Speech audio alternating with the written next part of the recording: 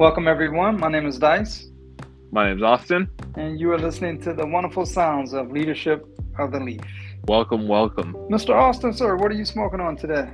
Tonight, I am actually smoking on the Southern Draw Jacob's Ladder. How about you? I'm going to go with Rocky Patel's Disciple. A good choice. Although I haven't had many Rocky Patels, I need to broaden my palate for sure. I love every Rocky Patel that I've had. I've only had this a few times. Probably about as many times as I had a Jacob Ladder. Really? So, yep, I'm going to do a deep V cut for this bad boy. I actually did the exact same. Of course, I toasted it first, which is lighting the end a little just enough to kind of get that burnt draw to seal in some of that flavor. It's burning real well. I enjoy these smokes. I enjoy Southern Draw. Of course, they're a military-owned company, so I always enjoy them. Well, we always support our veterans, right? Absolutely. All right, my cigar size, what size is this? A Toro. Toro is what, 6 by 52? Yep. So there's this thing in the cigar industry, and it's what flavor notes do you get? And I like to try to compare what I get versus what everyone the makers actually say that I'm supposed to get. Sometimes you get those, oh, this is gonna earth, or this is leather or something, and I get something completely different, something I never even taste out of that cigar. And it's always interesting to me how everybody's palate changes person. Well, they say the notes and flavor profile is all subjective, so I'm not sure who's doing the subjecting. Yeah, usually if it's a cigar reviewer like Cigar Aficionado, Cigars International, or whoever's writing. Do you find yourself normally matching up with what they say, or you normally go out on your own and like, I'm not getting any of that? I would say that it's about probably 70-30 I match up with them. This one is I'm supposed to get notes of cedar and spice and espresso, which I definitely get the espresso, not cedar. Now, if you want a cedar cigar, you should go with the Cedrus, which I believe is also by Southern Draw. That one will give you a heavy cedar flavor. I agree with you on that. This one's supposed to be like earthy and oak to start with. And as of right now, I will agree. Yeah, I definitely get the spice on this one.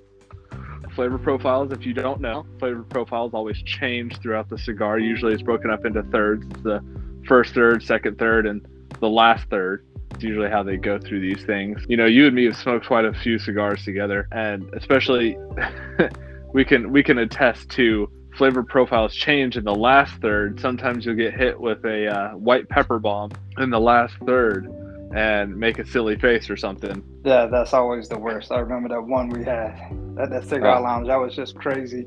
Yeah. How you was talking about it, and then boom, I got it. He was like, yep, I can see. Yeah.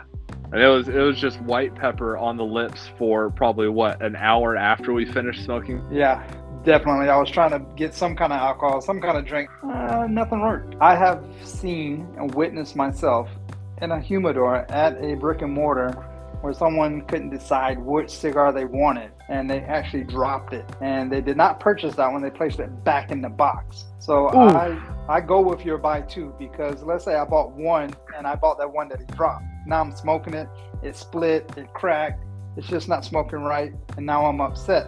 But if I bought two, then I could test a theory saying that, hey, this one may have construction problems, unknowing to me that it was dropped. So I'm glad I bought two. So I agree with you on that buying two. Well, yeah, and they're all, cigars are, they're handmade in a factory. They're all hand rolled by people, and people make mistakes, whether they roll them too tight, too loose, maybe put too much of a different binder or filler in there that's just not correct for the cigar. So, that's why I'm always saying, even if you love the flavor profile of that cigar, I don't always believe that it's going to be the exact same from cigar to cigar to cigar. Even if you can smoke a whole box from the same company, from the same batch, and you might get different flavor profiles from cigar to cigar within a box, because they are handmade. That's true. Handmade.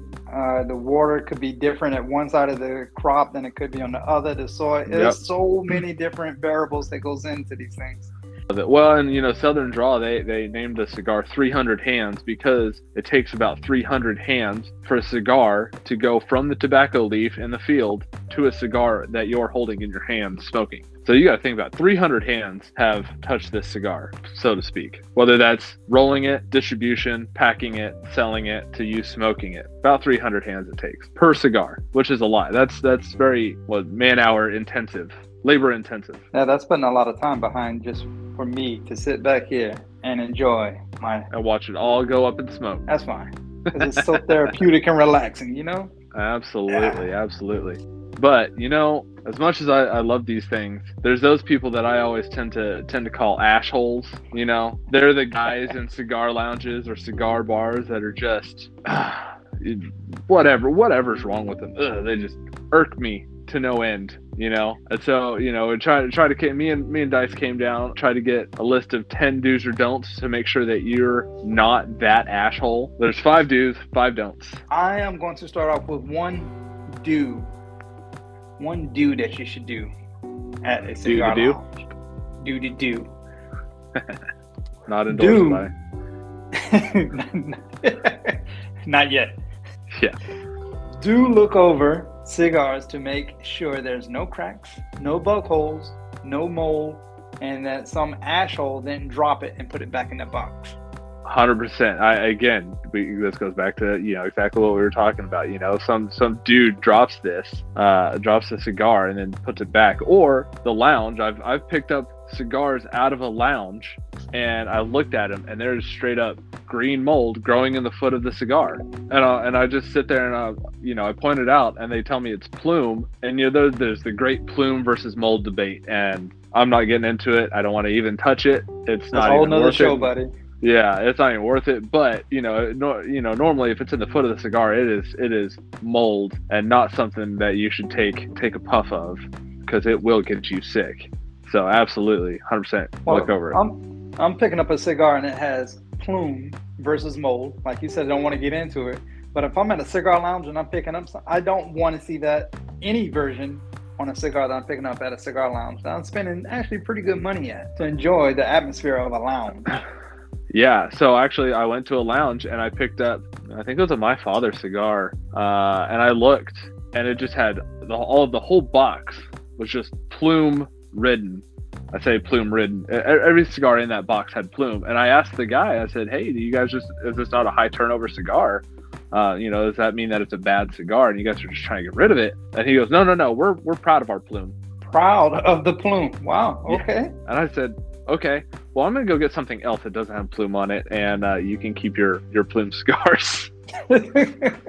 That's crazy that a cigar place would do that. It was mind-boggling to me. I haven't been back to that place since that experience, because I wasn't happy with it. Well, that's the importance of having a good cigar lounge that you visit frequently, having a good brick and mortar, a nice group of guys, somewhere you can go. Absolutely. And another I would say a don't is, man, and we have witnessed this together in cigar lounges, where some ashhole, right, will get done smoking their cigar and they'll dab it out like a cigarette. And, like you in the wrong lounge, buddy. Yeah, and what that does to those who don't understand it or don't know, or maybe smoke alone, and that's okay. If you're smoking alone and you're outside or you're in your own place or whatever, do you, boo. I don't care. But if you're in a lounge, don't do that, because what that does is that releases all the ash and all the burnt up smoke that's still holding in your cigar over where your mouth was, holding on to it, and it just releases it into the air and it makes it smell disgusting in the lounge, smokes up the entire place, and nobody's happy about it. So what you want to do, if you're done with your cigar in a lounge, you set it down in their tray and you just let it go out, and they'll take care of the rest. Correct. And that's the biggest pickup from a lounge, is they got to take care of the rest. Yes, you should let your cigar rest and let it go out on its own. That's a living, breathing thing. But as a cigar lounge, a good cigar lounge is going to take care of that right away, because even with that sitting around, it's going to cause a type of odor that's just going to linger in the air, and it's not going to be pleasant for other cigar smokers, and can actually ruin the flavor profile of some other cigars. 100%. So, that's why this is not on our list, but we'll add in a freebie. I don't like a lounge, and maybe you're different. I don't personally like a lounge where the owner, the manager, the store attendant, whatever you want to be, goes into the humidor smoking a cigar. Correct. It bugs me to no end. That just, to me, it shows that it's very amateurish. Yeah. Amateur hour. Someone that doesn't fully understand or just doesn't care. Maybe he's just there to get a paycheck. I've seen a few people like that. Mm-hmm. What are you sipping on? What do you got there? Oh, well, I got some nice little Glen Morangi. Morangi? I'm going to say Morangi because I think it's more special. But it's a Glen Morangi 12-year Scotch. There's nothing wrong with a little Scotch. Scotch. What are you slipping on? What we already know is Hennessy. That's what I drank. That's what I'm all drink on Jesus' birthday. His birthday? This is it. Copyright to no one, Cat Williams, sorry. Yeah. But but I put a little twist in it because I want to bring out some more fruity flavors to kind of coincide with my cigar. So I added a blood orange slice to mine. Fancy. You know, it's funny. My wife actually, I asked her, I said, hey, could you make me a drink? And she goes, well, what do you want to drink? I said, oh, just surprise me. She goes, do you want to be like Dice and drink Hennessy? And I just started laughing. I was like, no, I'm good. I'll leave that to Dice. Well, I will try to change it up a little bit on this podcast. But as of right now, my fellow listeners, Hennessy is what Dice drinks. I can guarantee you that I will almost always be drinking Scotch. I tend not to pair with beer too much anymore. Not that I don't like it, but the type of flavors of the beer that I want, I don't know, just it fills me up too much and just makes me uncomfortable. You know, to get the good flavor of beer that I want, the fuller beers and stuff. So I tend to be sparing when I pair a cigar with beer. That makes sense. I think with beer, you're supposed to try to aim towards like a very light body, very mellow. Yeah, I think it depends. You know, and I'm a super fan of mixing my pairings. I have paired the same cigar with a coffee, with some Scotch, and with a beer. And to me, the Scotch just brought out all the right flavors for me. So you know, everybody's got to do their own thing. Let's get back to the list. So we got one do, one don't. Okay. Well, I guess I'm gonna introduce another don't. Let's go with a don't. So when you go to a brick and mortar, a cigar lounge, and you're going to hang out with your buddies, don't take your own cigars there. The brick and mortar needs to stay in business. That's what they're there for you to hang out and enjoy their atmosphere. So while you're there, you might as well pick up one, or as my friend Austin here likes to pick up two at a time, and just sit back and enjoy. Don't be that asshole that brings your own little collection of cigars in there and just to enjoy. Absolutely. Yeah, I've had people go to cigar lounges with their own cigars. And now I have been guilty of this. Say it ain't so, but I have been guilty of this. But what I do, if I go into a cigar lounge, I'll bring some cigars with me and I'll leave them in my car. And then when I go into the cigar lounge, if there's just nothing that strikes my fancy at that moment, I'll still buy a couple cigars to try for later, and then I'll smoke my own, and I'll just swap them out because I usually carry a travel humidor. That way, I'm still supporting that brick and mortar lounge, but you know, I get to smoke what I want to smoke at the end of the day, because there are sometimes, you know, not every brick and mortar is going to carry what you want. You know, you and me witnessed that dang near every lounge we went to over there. Yeah, when you say over there, you're referring to Las Vegas.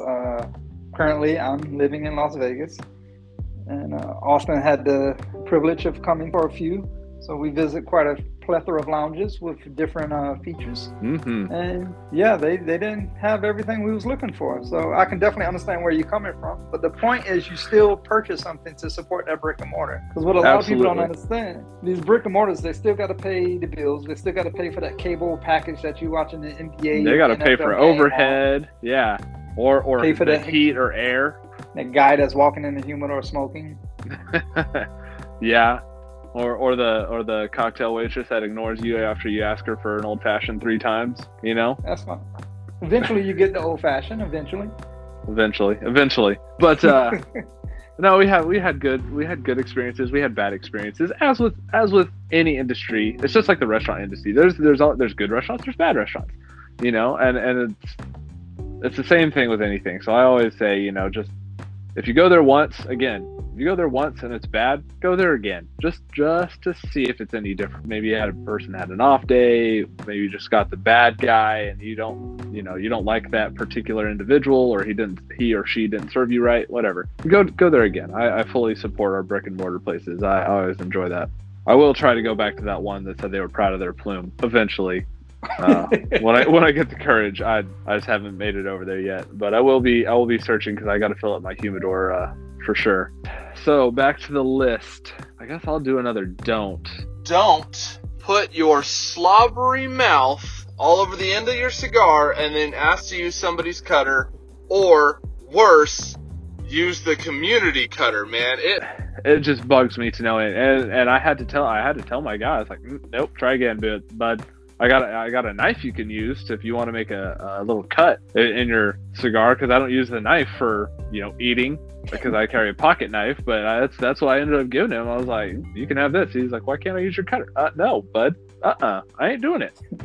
This is my cutter. I don't want your germs. I ain't kissing you on the lips.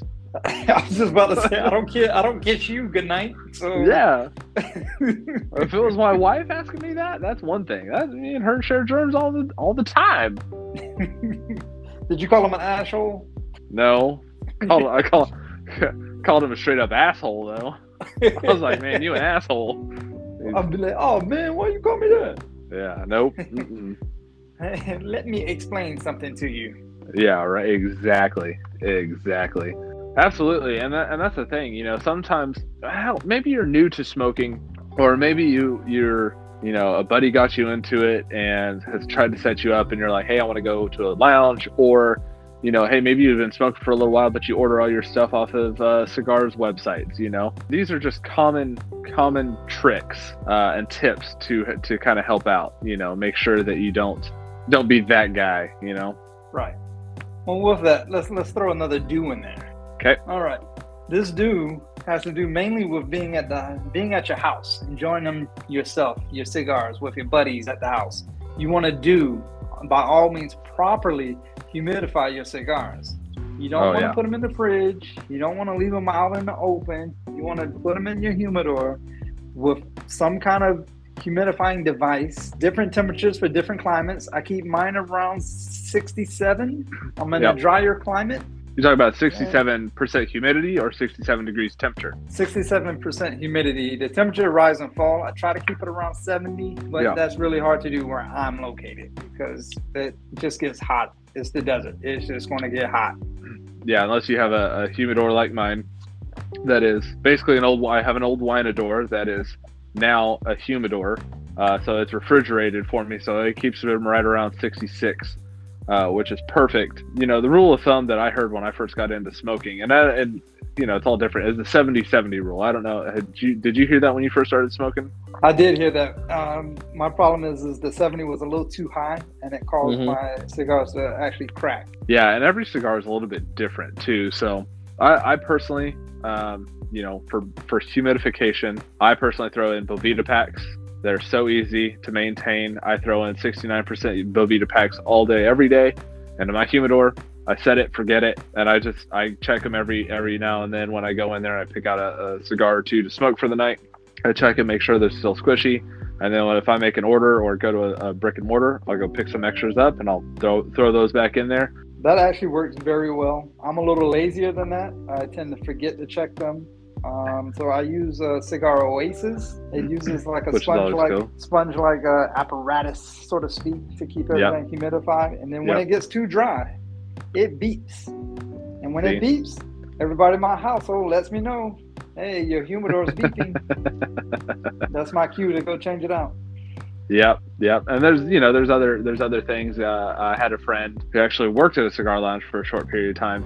It was basically a 69% humidity solution in the water beads in like a jar with holes on top, and that would release the humidity. And then what all she had to do was put more of that solution back into the water beads. It would soak it back up and it would just keep going like that. So it was easy to rehumidify. She just had to keep buying that solution. And that works too. I started on Bovita packs. I love Bovita packs. So that's what I kept going with.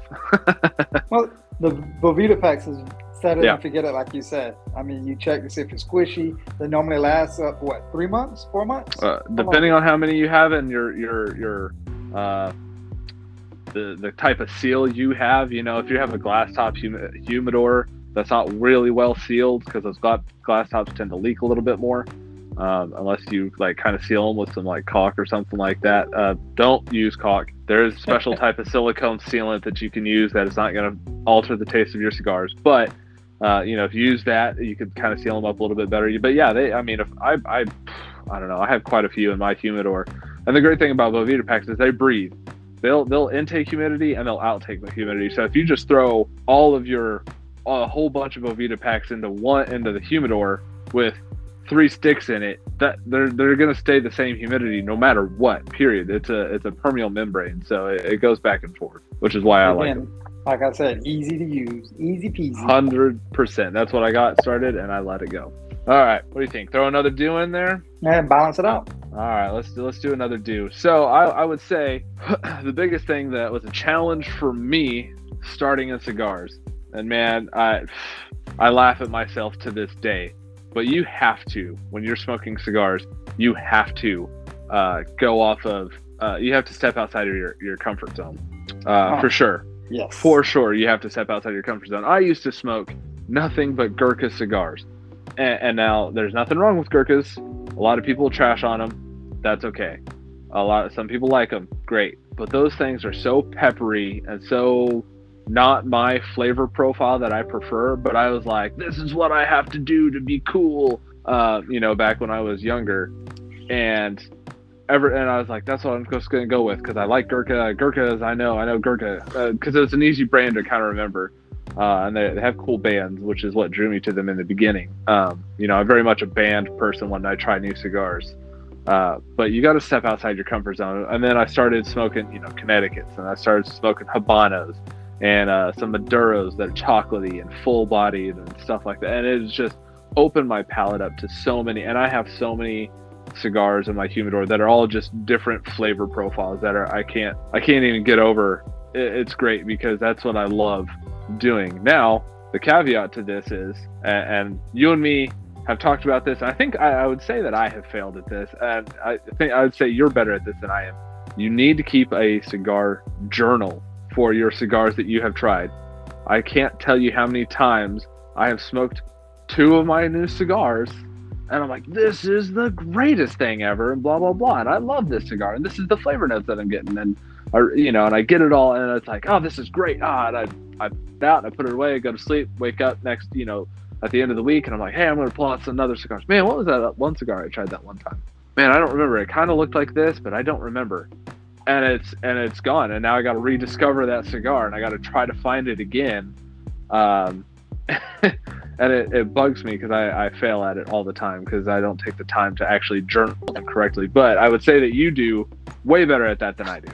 Yeah, I 100% try to keep track of what I like and what I don't like, because one thing I hate is rebuying cigars that I've tried, and I'm like, oh yeah, I remember, I don't like this.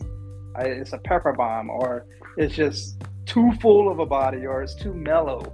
I have to keep track of them. A pitfall to that is if you're a box buyer. Now, I will admit I am not a box buyer, but when you buy a box of cigars, then you are holding on to 10 to 20 of the same cigar. And what happens is you eventually burn yourself out, because if you're like me and not a box buyer, you're going to be stuck with them until you smoke enough to where you want to purchase other singles. Yep. And that actually happened to me. I got a deal on the internet, and it was buy a box of Oliva Serie V, which are great cigars. Great cigar. Great cigar. Love it. And I got like 8 more of the same type, Oliva Serie G, Oliva Serie V, Milanios, all of these things. And they're good, but man, I've been smoking on them for over a year now, and I'm so burnt out on Olivas. I'm so burnt out on them.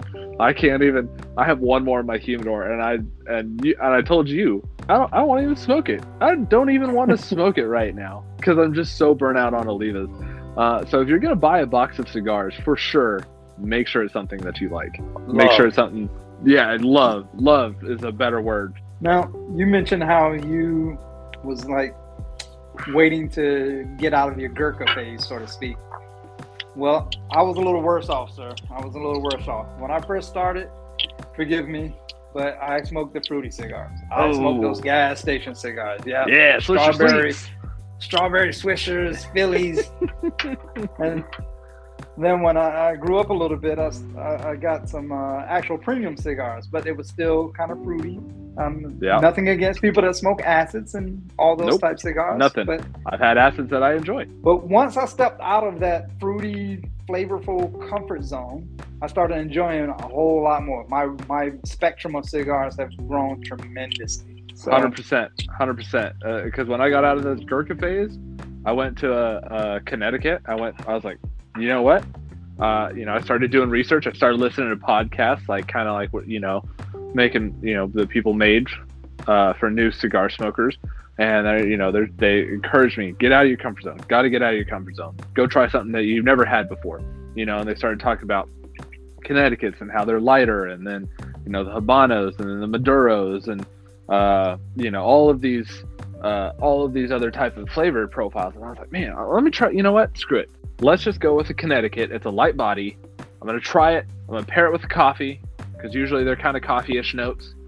I said it's light, mellow. Let me give it a shot. I tried a Camacho Connecticut. Loved it. Absolutely loved it. Went back the next week or whatever it was, and I've just been on a kick since then. So, well, I'm gonna share another do, since we're talking about sharing cigars and upping our game. Oh yeah. When you go to a cigar lounge, by all means, you have to socialize, and nothing fits this topic more perfect than when you came to Vegas to visit, and we went to Tobacco Leaf, sitting in the back. And everybody looked us up and down, and it was like, who you? who the fuck is this? So, oh man, guys, I gotta tell you it was the funniest thing in my life, because I'm sitting in the back room with my boy, and people walked in, and they knew Dice, not easily offended, for sure. Yeah, and so that's an open fire zone right there. 100%. So you got to be able to take it, dish it, whatever it is, but you got to make sure that you talk to people. Cigars are definitely a social activity. They had a big screen, they had a football game going on, and we were talking with a guy worked at UPS, and we were talking, and it was great, and I thoroughly enjoyed the conversation. Every time I've gone to a cigar lounge, I try to talk to people. Don't be that guy that's sitting over on your phone, guy or gal, that's sitting over on your phone or your laptop. Now there's times for that. If you want to go to a cigar lounge and do homework rather than a coffee shop, go for it. I'm not gonna rag on anybody for doing that. But man, if you're going there just to smoke, and you're just by yourself or whatever, sit and talk with people. You will never know the kind of people that you meet at a cigar lounge. Cigar lounges are one of the few places where it doesn't matter if you are a doctor, dentist, surgeon. You can sit there and rub elbows with a garbage man, regular maintenance guy that changes oil on a car. I mean, it's all walks of life that sits in there and enjoy the wonderful Zen meditation, calm, cool, relaxing of smoking a cigar. The atmosphere just brings everyone together, in my opinion. I love it. I wouldn't change anything about it. With that, let me throw another don't in there. Ain't nobody want to sit in there and listen to how you only smoke Davidoff, how you only cigars that cost $20, how you only smoke, whatever. I've had cigars that were $3, and I'm like, this is a budget stick, but man, it's flavor in it, and it's really good. Yeah, you can always spot it when someone is being that guy, because they're normally talking louder than everyone else should. They're normally causing more of a ruckus, and it's just like a showboating tone in their voice when they're trying to speak. Like, there's no need for that. Everybody's on the same even playing field in a cigar lounge. If you want to smoke your $20, $30 cigar, by all means, go ahead. But my Charter Oak that only costs $5 smokes just as good, buddy. Yeah, flavor is just as nice. Yeah, I've seen it seen it both ways, and it just goes crazy. That's the way it's got to be, and that's the way it's going to be. One thing I noticed at a cigar lounge that some people may or may not do. I don't know. I haven't really seen someone do it. I only seen it one time, and I don't know if it was on accident or on purpose. But they try to smoke through the actual cigar band. I don't know why anyone would want to do that unless it's advertised as that's the type of cigar you can do it with. But I'm just saying, it's one of the, like, you're smoking burnt paper now, you know? Yeah, 100%. Yeah, the Amazon Basin comes to mind. It is made, it has a cigar twisted up, and that is its band, and that sits about at the beginning of the last third, and you're supposed to smoke through that band. It is made to smoke through that band. However, like, you know, the Southern Draw, or even your Rocky Patel, they have paper bands, and you just end up smoking the paper. And I can, to me, I usually can tell when somebody's kind of a novice when they just start smoking through the band, because either they don't know or they're not paying attention, or something of that effect takes place. Usually you can tell when they're not paying attention, because when they draw on it, they're like, oh, well, I got to take the band off. I would agree. Oof. I just got my white pepper bomb in there. Oh. My spices came out. Okay. Because my spices came. Bomb generally means bad. Well, the spices, you know, I'm down to about the middle of the second third, and the spices hit my lips for sure. It's very good, but it just, you know, like I said, cigars are made to change.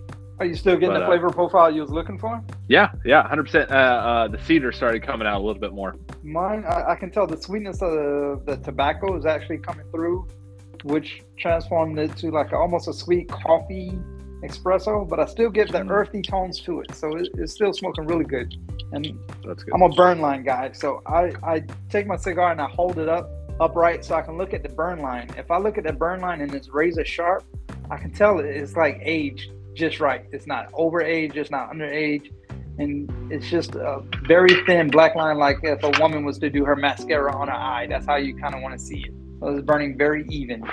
I took my poker because I was starting to have a hard on my cigar, and I poked it, and now it opened up the airflow, and it was starting to get hard to draw.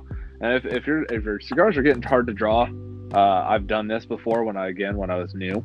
I had the toughest time drawing one certain cigar, and I don't even remember what the cigar is. I can tell you what the band looked like, can't remember the name of the cigar.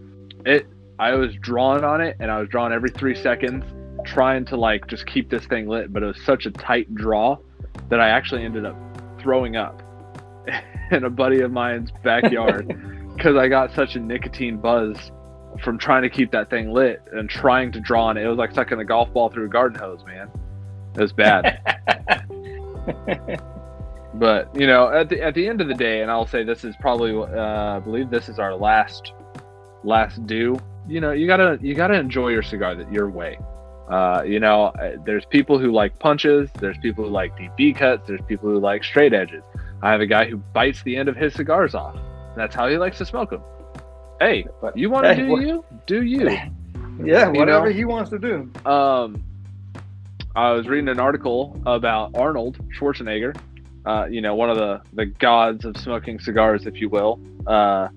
You know, he went to a lounge and he was getting ready to smoke on his cigar, and the guy took it out of his mouth. Now, the waiter taking a cigar out of Arnold's mouth, man, that dude's got some balls on him. Balls, yeah. Yeah, because man, you take a cigar out of Arnold Schwarzenegger's mouth, like I would be ready for a punch if it was me. But the guy took it, he put some tequila on it, rubbed the tequila on the cigar, dipped the end in it, lit it up, and put it back in Arnold's mouth. And ever since that, and that's how Arnold always smokes his cigars. Now, I've had people try this and tell me, I have not personally tried it, but I've had people try this and they're like, it doesn't really change the flavor of the profile of the cigar. All right, fine, whatever. But you know, there's people that they'll take cigars and they'll dip the tip of it in where they cut it, and they'll dip it in whatever they're drinking, and they'll smoke on it and see if it brings out any different flavors. Some people, I would say more hardcore, tend to see this as bad, whereas I see this as, you enjoy it your way, bud. But yeah, there's so many.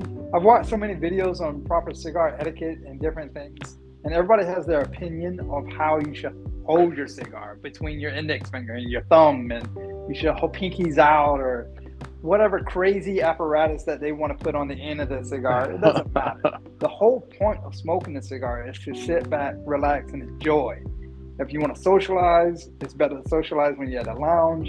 You want to, like what we normally do is we will hook up on FaceTime and smoke together so we can chew the fat and just talk about the cigars that we're smoking.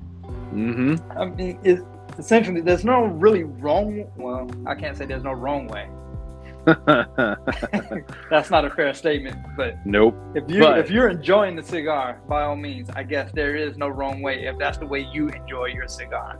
Hey, listen, man, if you want to put the lit end of the cigar and try to inhale that way, then you go for it, bud. I'm not going to say nothing about it. I'm just going to sit back and go, interesting. and enjoy your cigar. Enjoy your ash. I'm going to enjoy mine this way. Right. All right, so there it is. There's our 10 do's and don'ts, cigar lounge etiquette, cigar etiquette, if you will. So on this podcast, we're going to sit there and we're going to talk about cigars for a little bit. Obviously, it's this is what we're all about. But at the end of the day, this is called Leadership of the Leaf. With that, unless you got anything else, you want to jump into our leadership segment? Let's jump into the leadership segment. All right, brothers and sisters of the leaf, it's time to throw in some leadership.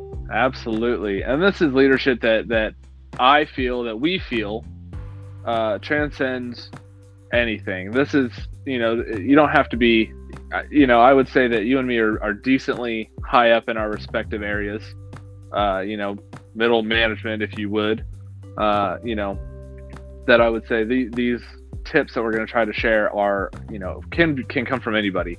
But so what we're going to talk about is if you're going to walk the walk, talk the talk. Right, which is valuable because I'm pretty sure everyone had a boss or someone that's been in charge and they absolutely have no clue of what your job really is or how 100%. To do the job that you do. Yep. So it makes no sense for a leader to try to lead someone that has never done the job. To me, I'm kind of facing this right now. My boss is coming in and he's implementing a whole bunch of new processes. And in reality, he's not really implementing new processes. He's giving the old processes a new name, right? And so he's trying to implement all this stuff. He's trying to change all this stuff. He keeps saying, you guys got to do better. You got to do this. You got to do X, Y, Z, whatever the case is. And, when I sit down and I talk with him and I said, what do you mean we have to do X, Y, Z? Have you ever seen us not do X, Y, and Z? Have you ever seen us not complete, our production, our whatever that we got to do? If your job is to produce widgets, right? And you're producing the widgets and your boss comes in and say, hey, you got to produce widgets. Okay, cool. Thanks, boss. I'm already doing that. That also goes with, if the guy's going to sit there and say, the boss sits there and says, hey, it doesn't matter what rank, position, whatever you are, if you're going to, even the highest ranking person could take out trash, and then you ask him to take out trash because you're busy with something else and he scoffs at you, he ain't really walking the walk that he just told you to do. So that kind of, that just is a trait of a bad leader, an insincere leader, I would say. I would agree. I'll share an instance personal of myself. I was in a shop. We worked aircraft. We worked on the aircraft as a whole. Then I got moved to a different station to where now I'm working on just the engine of the aircraft, which is a total different concept. Still using tools, but it's still kind of like a different beast. So instead of walking in there, kicking over buckets and trash cans saying I've run this, what I did is actually went to each section for a little bit each week until I learned what each section in that shop does to produce that widget instead of just running like I own the place. Yes, I've had the experience of working on the whole aircraft as a whole. But when Absolutely. I got to the new shop, I had to learn all over again. Yes, I knew what the end result was, but I didn't know how they actually got to the end result. Right. So I took my time and pretty much learned the way of the shop before I even tried to implement any kind of rules or any kind of guidelines that will help out. I've sat there where I've come into a new place and, I have great ideas, right? They're all of my ideas are obviously great. I can't do any wrong, of course, just ask my wife, but, but it goes against my nature, but you gotta pause and say, okay, these guys have been doing this for well before I got here. Let me figure out what they are doing. Maybe they are doing the thing that I want them to do, but there's just holes in their process where they're letting something slip through. And then I just need to figure out a way to patch those holes. I always commend leaders for coming down. I respect the heck out of anybody who comes down in the weeds with the lowest person and says, let me figure out. That's why I like Undercover Boss, right? They figure out what it actually takes to run their company and what they have to do to make their company succeed. And maybe they find out like, oh man, my IT system is garbage. Maybe I need to get a better IT system in here. Maybe you find out that you have a single point of failure and that guy is an old dude in his 80s that's just holding on for retirement or something. And he's your single point of failure because he moves too slow and he's holding up the whole production train. So you go, well, let me get him some help. Let me have him train some other people so I can get this moving, It just, sometimes it boggles my mind. I read a story where this guy wanted to take leave. He wanted to take vacation over Christmas to New Year's, that week between Christmas and New Year's. And that's what he spends with his kids. And he saves up all his vacation time throughout the year and takes those vacation days. Well, he was working on a project or kept requesting info. They never got it to him. And he goes, well, I'm going on leave, so you guys are going to have to figure it out. And he couldn't figure it out. And his boss said, yeah, we're going to deny your leave. He goes, nope, I quit. And he quit.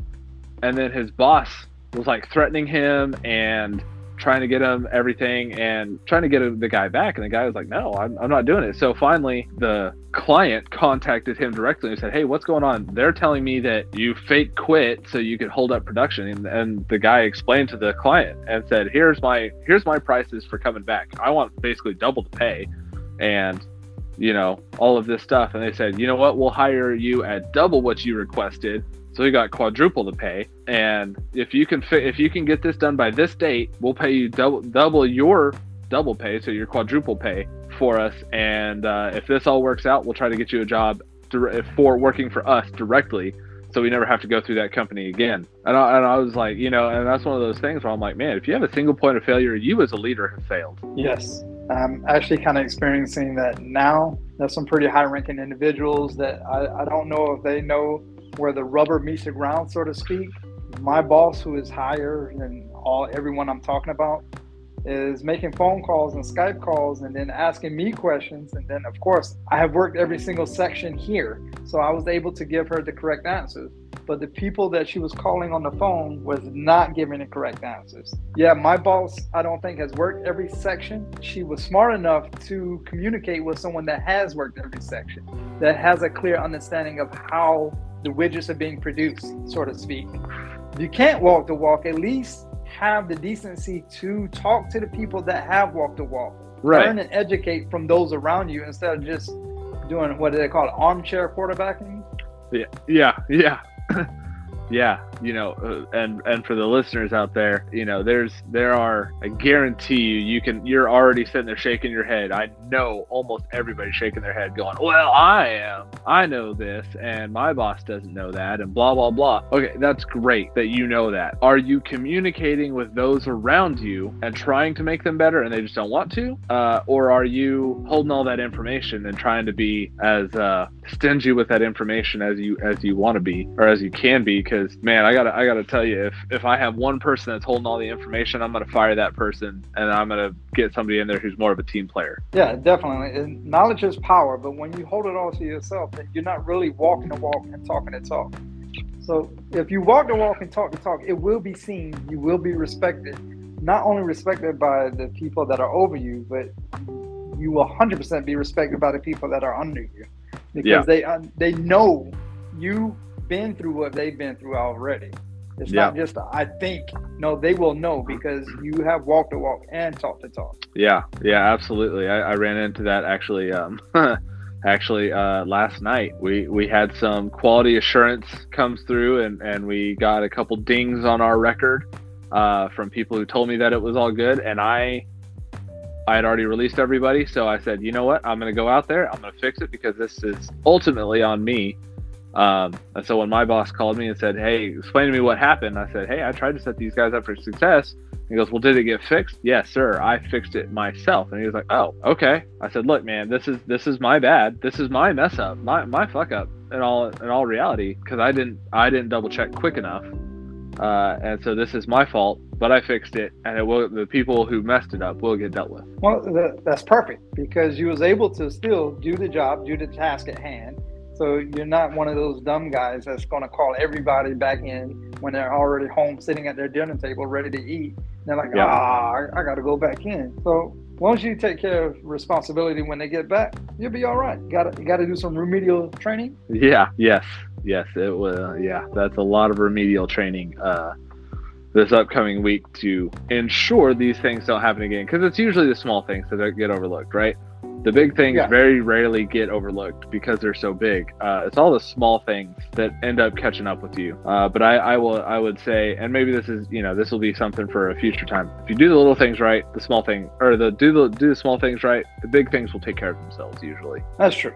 Being able to walk the walk, so to speak, being able to perform the task at hand, you know all the intricate details of the possibilities of the little things that they looked over or that they could have missed or that they just decided to skip on their own. If you was one of the leaders that have never walked the walk, then you wouldn't have known that. You would have just took the write-ups. You would have just took the disciplinary action on yourself, and it wouldn't have went anywhere from there. But because you walk the walk, you're going to be able to communicate exactly what's going on when everyone returns. Yeah, exactly. And it's just one of those things that, I see a lot of leaders, they they try to walk the walk and talk the talk, but they also have that action word disconnect. Yes. Hey guys, we're gonna take care of you because of by doing X, and then they're doing Y, and you go, wait a minute, I was prepping for X. Well, that costs too much. Whoa. I needed X. Talking out of your ass. Yeah, so you got to make sure that, if you're going to say something, you got to do something. It's all about the know-how, walking the walk and talking the talk. Because if you can't do either of those, then you're full of shit. Yeah, and everyone's going to see it. Everyone 100% will see it. Oh, it eventually will shine. Yeah. And listeners and Austin have seen it. I have seen it. Everyone have seen it before, and it's just if you haven't seen it, they talk about you. We talk about you. If you haven't seen it, we talk about you. I'm just saying. I'm just throwing that out there. Either that, or you really young in your industry, and you're just naive and don't know anything yet. Well, I shouldn't say anything. You don't know everything yet. So, and educate yourself. Never be afraid to get your hands dirty. Learn the people who's under you, learn their jobs, and learn the people above you, learn their jobs too. So that way, if somebody's out, you guys can you can make sure that everything gets done still, and you can make sure that, hey, if I need to fill in for a guy or a gal who's out, whether they be below or above, you can do it, and it's gonna flow seamlessly, and everyone's gonna see it. But if you're not doing that, well, I'm glad you brought that up. Yeah, in a faraway place to where management was upset with all the worker bees. Now, I was mid-management. I wasn't necessarily a worker bee, but our bosses wanted us to sweep the whole office. They wanted all of the lower-ranking people to sweep the office clean because they was tired of seeing the dirt everywhere. Now, everyone grabbed a broom and started sweeping. I went over there and I grabbed a broom and I started sweeping too. The look and shock on everyone's face of me helping lower class, lower ranking, lower whatever underlings sweep the floor was appalling by almost everyone, including the lower ranking to the higher ones that told us to sweep the floor. Now, there was a few others that was in the same level of management that I was, just standing on the sideline laughing and talking while I was sitting there sweeping with everyone else. I showed that I was able to walk the walk because I want to make sure the mission is accomplished all together. We all had the same goal in common, and it just shines with greatness to show how much respect I have for everyone that was below me, and it kind of thumbed my finger up at the ones that was above me, to show them that I'm not above pushing a broom. I'm not above of this remedial task that was set upon everyone. I'm right there with you, man. I'm in the trenches. Let's make this happen. I remember in a similar instance, actually, when you and me worked together, there was an individual, and she would grab brooms and mops at the end of the day, because that's what we had to do, was sweep and mop the floors. And she would always tell the underlings, if they tried to grab her broom or her mop, she was like, what are you doing? Go grab a different broom or mop and just help me. I don't need you to take over for me. I'm not above this. Just go grab something else and help me get this done so we can go home at the end of the day. We're all still on the same team. And I think a lot of upper management over time, they forget that. That's when they forget how they walk their walk, how they talk their talk. So every now and again, it's maybe you need to nudge me every now and again. Be like, hey, Dice, remember when? Like, oh yeah, I got you. And I'll be right there. 100%. I have zero issues doing anything like that myself. So definitely one of those leadership lessons that when I was coming up, everybody wants to make it to the upper management or some sort of management level, so they don't have to do X, Y, or Z that the lower underlings have to do. Well, that's great. Don't forget where you came from, though. That is a big problem, where people forget where they came from. I mean, just a month ago, I was just like you, right? Yeah, and that's the thing, when you promoted, it doesn't mean that you're above all that stuff. It just means you got different responsibilities, but that doesn't mean that you can't help them out. So, all right, it's a great thing. But how's your cigar, man? Because we're getting down to the last third. My last third, I can actually taste the black pepper coming through. I'm not a huge pepper fan, but it's not overwhelming. It's just the right amount to touch on that sweetness to kind of balance it out at the end. And I also can tell that all the other flavors that I had at the beginning is coming through near this last third, which is common amongst cigars. It's now piling up in this last third, and it is smoking wonderful. That's great. Yeah, mine is that cedar's coming through and the spices are coming through. I lost that espresso a little bit, so I'm getting a little bit heavier spices. I say spices. And when I say that, I mean more like white and black pepper, and I'm getting that cedar, kind of a little bit heavier cedar, not too heavy. The spices are almost overpowering everything else, but because I can feel it on my lips. But I like the sound of that. It's very it's very good. It's very, very good. I enjoy this cigar quite thoroughly, and I look forward to, obviously I love this cigar, so I have zero issues smoking it again. So just a quick little recap. We talked about the do's and don'ts. Don't be that guy. Don't be an ash hole. Enjoy the cigars pretty much your way. We also went over a bunch of not a bunch. We went over a leadership topic of walking the walk and talking the talk. I'll say what we're going to try to talk about on our next episode is maybe we'll have a discussion about cigar bands, maybe storage, and then we'll have a leadership topic of why everyone needs deadlines. I'm not going to get into that now, but I think that's important. Everyone needs deadlines. These guys, anybody who's listening, I say guys in a very generic term, guys and gals, everybody who's listening, if they have a topic that they, man, I really got this question, or hey, I really got this leadership issue, like how do I do X, or how do I do Y, or whatever the case happens to be, let us know. We're here for you guys. We like to talk. We have I would say we have a breadth of experience, plethora of knowledge. Yeah, and we enjoy each other's company. We enjoy everything. We enjoy talking to everybody. And this is just something that we wanted to start. We wanted to get out there and start helping everybody. There's nothing out there like this that I have found that talks leaderships, talks cigars, and so if you guys got something, let us know. We are gonna make sure we have online presence to make sure that you guys can pass everything to us. But let us know, and we'd be happy to sit there and talk with you guys. Yeah, there's no topic, leadership topic, cigar topic, whatever you want to bring up. If you want to bring up something that's off the wall, we got you. Just hit us up, let us know. I'm setting up a MeWe page, and we're going to try to get a blog started too to coincide with our podcast. Yeah. We'll try to set up an Instagram and everything else, so that way we can enjoy the times, make it a little bit easier to find us on social media. So that way, everyone uses social media these days, especially with the metaverse coming, according to Mark Zuckerberg.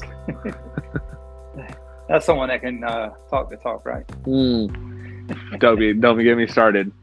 All right, I won't get started. Well, just as an example of talking the talk, walking the walk. Did you hear about Blizzard? No. So they had a walkout actually because all of their management, people described their culture, their work culture, as a frat boy house, right? And that's not what you want. So those leaders, even if they were trying to, hey, we're trying to make it better, we're trying to make it all inclusive and everything else, and that's the generation. Especially with COVID happening, everyone's focusing on, hey, I want flexible hours, I want time off to be with my family, especially with COVID, flexible work options, all that sort of stuff. So if you guys are going to offer that stuff to people, man, you have got to actually follow through. I can't stress that enough, because otherwise you're going to end up having people that are just going to leave, because my generation, especially we call ourselves the millennials, my generation, and Gen Z, who's right behind me, they want things to be able to, make the mission. They're going to make the mission happen. They have zero issues with that, but they want to be able to do it on their terms. I've noticed that. I agree with you on that. Thank you for listening to the Leadership of the League. The comments and opinions expressed by the host or guest do not reflect any programs that may broadcast Leadership of the League. Thank you for listening. Thanks.